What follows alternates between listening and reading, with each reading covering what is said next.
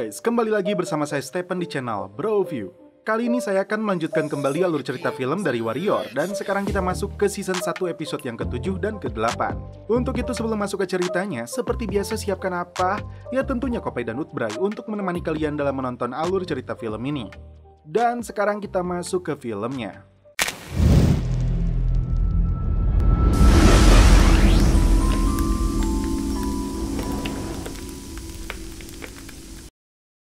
Di awal film, Longzi dan Mei Ling bersembunyi di sebuah rumah yang cukup jauh dari wilayah Chinatown. Tujuan mereka untuk menghindari serangan balasan dari kelompok gangster Hopeway. Pria tua ini menceritakan, 30 tahun lalu dia menjadi salah satu pria yang paling dihormati di Chinatown. Tapi kini dia harus bersembunyi seperti pecundang rendahan. Dimanapun berada, Longzi merasa tidak aman lagi.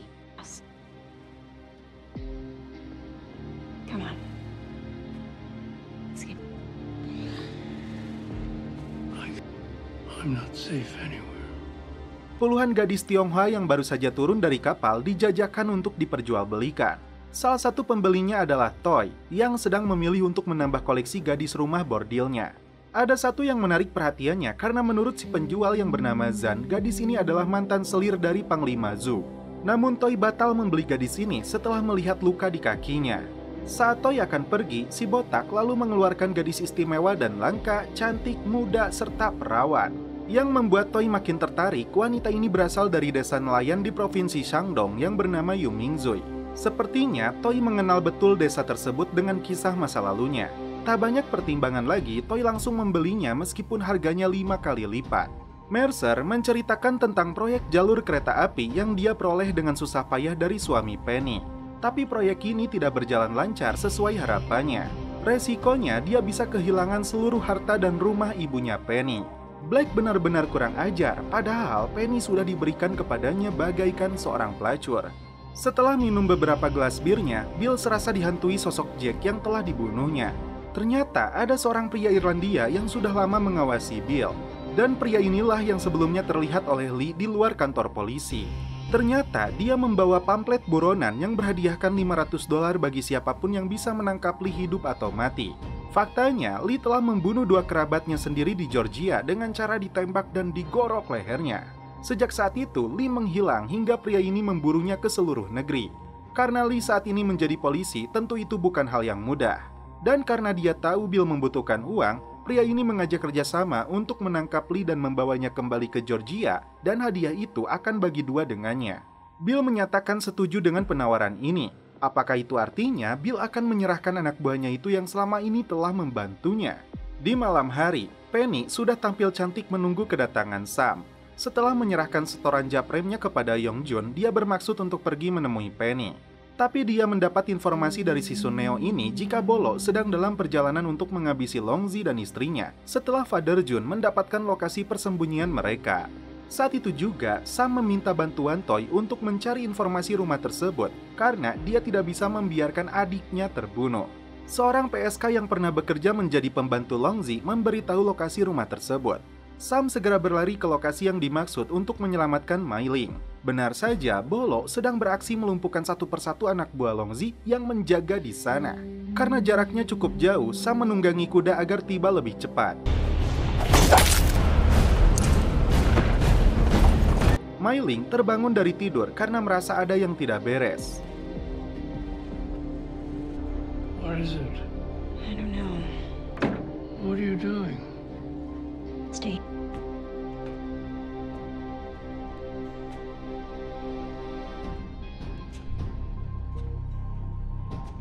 Tak diduga, Bolo berhasil masuk dan menangkapnya.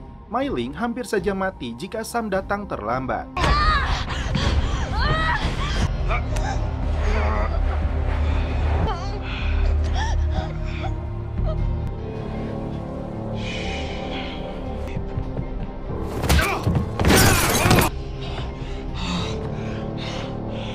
If you want to die as Longzi, I won't stop you.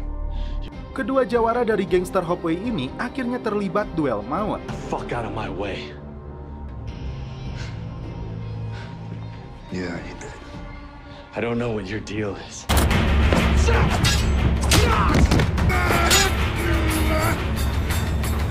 Bolo yang dijuluki setan kuning sempat membuat Sam tidak berdaya. Tapi Sam berhasil bangkit hingga akhirnya Mei Ling menikam si Bolo hingga tewas.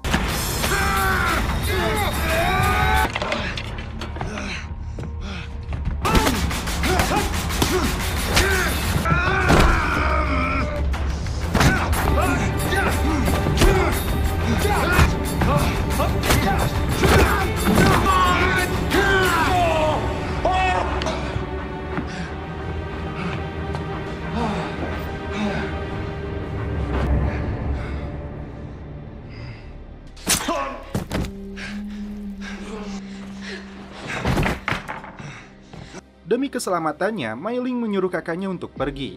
Mei Ling kemudian kembali ke kamar, menyuruh Longzi kembali berbaring. Tapi dia membawa sebilah pedang, dan ini yang dilakukannya.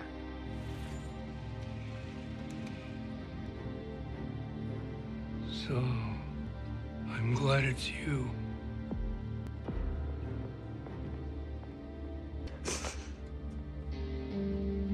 Dear, who they're dealing with, do they?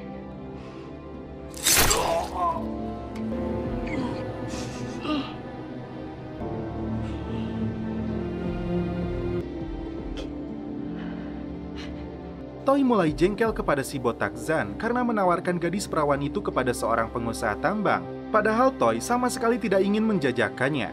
Zan benar-benar tidak tahu diri setelah mendapat bayaran, kini dia juga menjadi makelar untuk keperawanannya.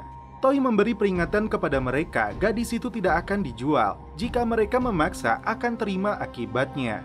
Kemudian, Bill menunjukkan pamflet itu kepada Lee di kamar apartemennya. Lee akhirnya menceritakan kisah masa lalunya kepada Bill. Setelah perang usai, para kulit hitam yang bekerja di rumahnya dibebaskan dari perbudakan. Lee menjalin cinta dengan mantan budak keluarganya yang bernama Nora. Saat itu, lumbung jadi tempat favorit kisah percintaan mereka. Suatu hari, saat Nora keluar lebih dulu, dua sepupunya melakukan pelecehan kepada Nora hingga dia dibunuh dengan sabit. Lee yang murka menghabisi kedua sepupunya itu. Setelah kejadian itu, Lee menguburkan Nora lalu melarikan diri hingga sampai di kota ini. Tiba-tiba, si pemburu dolar ini datang ditemani anak buah Bill. Dia tidak percaya dengan cerita yang dikarang oleh Lee.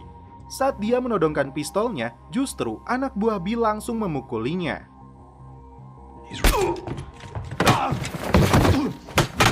Okay, that's enough.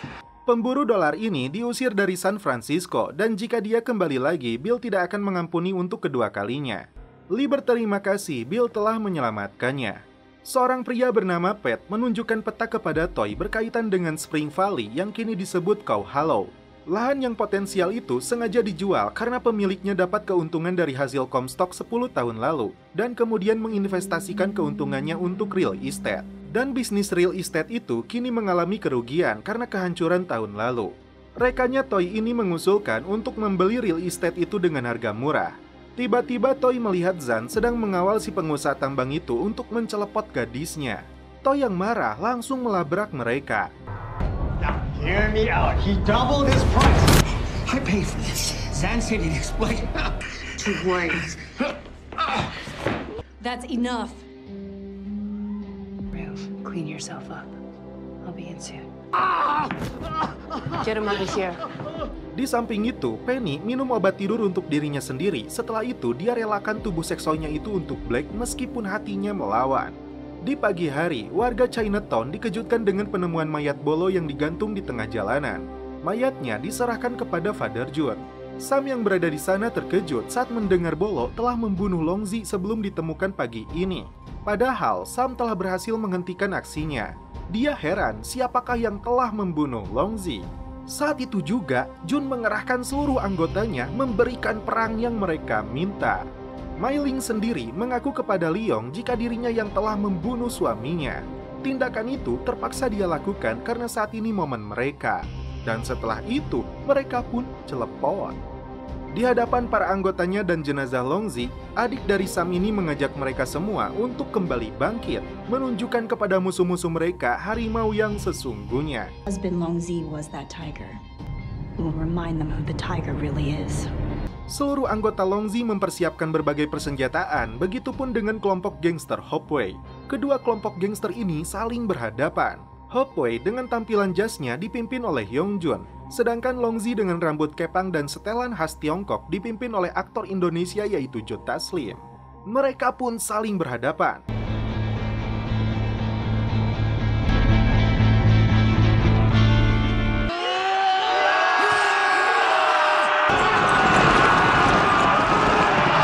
Dan setelah itu, film pun berlanjut ke episode 8. Perang dua gangster paling besar di Chinatown pun pecah.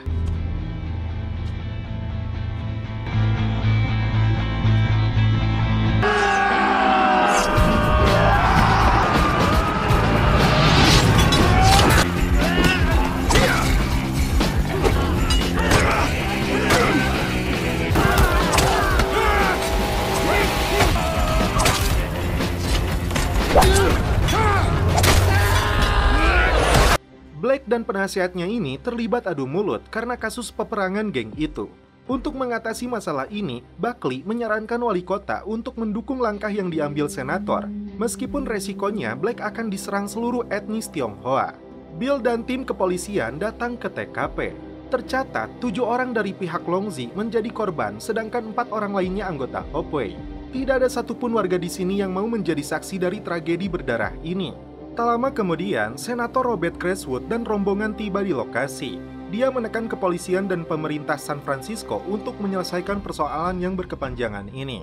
Robert menyimpulkan masalahnya ada pada orang Tionghoa yang mengabaikan hukum. Dan mereka sebagai warga asli negara ini dipaksa untuk menyelesaikan masalah mereka dengan pajak dari orang California. Karena masalah ini sudah menjadi isu nasional, dia mendesak Kongres untuk menghentikan orang-orang Tionghoa. Di lokasi itu juga, Lee melihat kelompok Fung Hai yang terlibat dengan pengeboman saat perayaan Imlek.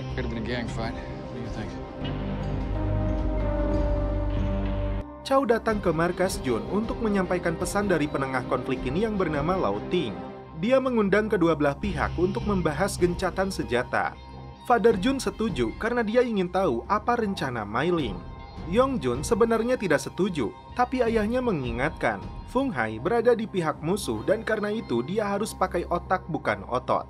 Lee minta bantuan Chow untuk mengidentifikasi para pelaku, namun dia sama sekali tidak tertarik apalagi Bill tak ikut bersamanya. Menurut Chow, di Chinatown tidak ada hukum yang berlaku tapi bertahan hidup. Dia mengingatkan Lee untuk berhenti menyelidiki persoalan ini jika dirinya ingin tetap hidup. Bill menekan atasannya agar memindahkan tugasnya dari Chinatown. Dia merasa sudah muak membersihkan mayat di jalanan ditambah menjadi pion dalam pertandingan politik. Atasannya menolak dan justru menyebut masalah ini berkembang karena Bill gagal menjalankan tugasnya. Dengan santuinya, kepala polisi ini berharap RUU itu disetujui dan orang Tionghoa akan pulang kampung dengan sendirinya. Saat Larry dan anggota buruh Irlandia sedang berkumpul, mereka menyoraki warga Tionghoa yang melintas untuk keluar dari San Francisco. Pat kembali datang karena Timon menolak semua tawaran mereka untuk properti Spring Valley. Mereka menolak karena tahu sumber dananya berasal dari pelacur Tionghoa. Bahkan mereka mengancam balik akan melaporkan kepada bank kecuali membayar suap sejumlah $5.000. Tak hanya aset yang hilang, kemungkinan besar mereka berdua akan dituntut atas kriminal. Toy memutuskan untuk membayar mereka asalkan kesepakatan atas Spring Valley-nya sudah dia terima. Lau Ting yang dihormati kedua kelompok gangster ini meminta mereka melakukan perjanjian damai karena perang ini hanya menyengsarakan warga Tionghoa sendiri dan bisnis mereka. Jun meminta perjanjian opium antara Hopeway dan Longzi ditegakkan. Mai Ling sempat menolak mengakhiri perang, tapi Jun mengingatkan anggota mereka jauh lebih besar. Jun hanya tidak ingin kehilangan anggotanya lagi. Dia meminta pihak Longzi menghentikan bisnis opiumnya sekaligus permintaan maaf karena anjing-anjing Mongol yang dikirim untuk menyerangnya. Lau Ting mengambil jalan tengah untuk menyelesaikan persoalan mereka dengan duel. Masing-masing kelompok menunjuk petarung terbaiknya. Jika Longzi menang, mereka bebas berdagang opium secara mandiri. Jun akan menyetujui penawaran ini, setidaknya sampai mereka menemukan titik lemah Mai Ling. Karena kedua kelompok ini sepakat, Chow akan mengaturnya secara detail. Sam kembali menemui Penny untuk minta maaf karena kemarin malam dia tidak datang karena ada urusan mendesak. Penny memutuskan untuk mengakhiri hubungan mereka karena dia sadar ini sebuah kesalahan dan tidak ada masa depan untuk mereka. Penny istri wali kota dan Sam adalah kriminal. Malam harinya, Bill yang sedang patroli dihantui kembali oleh sosok Jack. Tiba-tiba dia memukuli seorang Fung Hai karena ingin menagih hutang kepadanya. Lee datang untuk melerai mereka. Bill tidak mau menyebutkan jumlah hutangnya karena gaji polisi yang mereka terima tidak cukup untuk membayarnya. Setelah resmi mendapatkan Spring Valley, Pat menyerahkan $5.000 kepada Timon yang sebelumnya mengancam akan melaporkannya. Tiba-tiba, Toy muncul membunuh mereka berdua. Take my money. I take back. The fucking money!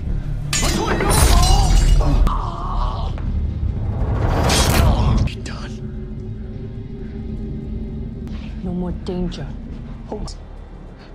Go home. Sam dihadang beberapa pria bertopeng, dan akhirnya Bruce Lee ini kembali beraksi.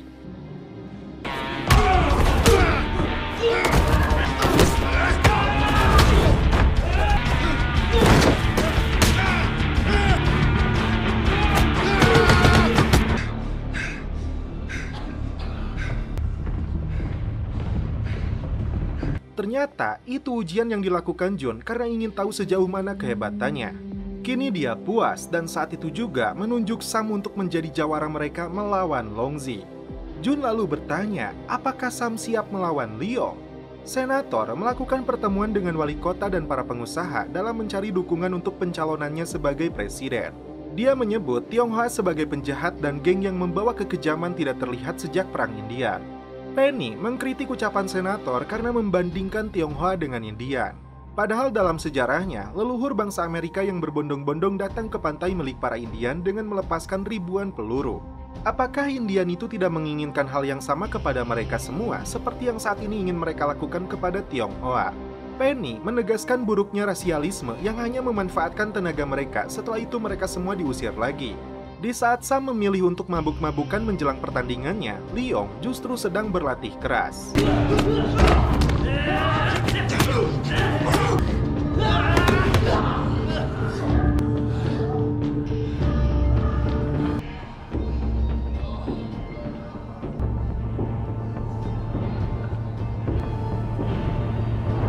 Bill berjanji kepada istrinya akan menyelesaikan masalah ini. Diam-diam, Mei Ling menemui Sam untuk membatalkan pertarungannya dengan Leong karena dia tidak mau Sam terbunuh. Sam menolak karena apa yang dia lakukan ini justru untuk melindunginya. Jika dia menang, kekuasaan Mei Ling akan runtuh. Tapi dia tidak paham kenapa Mei Ling membunuh Longzi. Mercer datang menemui Larry dan seluruh anggota buruh Irlandia karena proyek penggalian kabel kereta gantung akan segera dimulai. Saat itu, Larry berorasi kepada teman-temannya untuk mendukung Mercer dalam proyek ini dan menyebutnya sebagai patriot. Menjelang pertandingan, kedua jawara ini berlatih di tempatnya masing-masing. Sedangkan si gadis perawan ini menemukan pedang di kamarnya Toy.